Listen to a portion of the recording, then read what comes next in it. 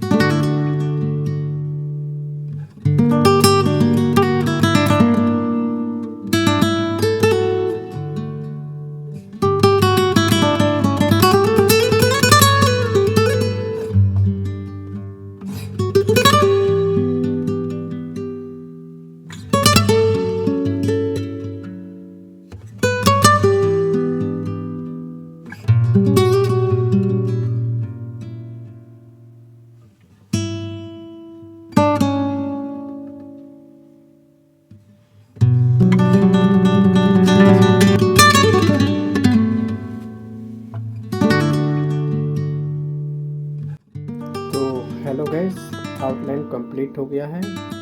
तो कमेंट करके बताइए कि आउटलाइन कैसा बना है। तो बहुत फ्री हैंड से आउटलाइन कंप्लीट किया है।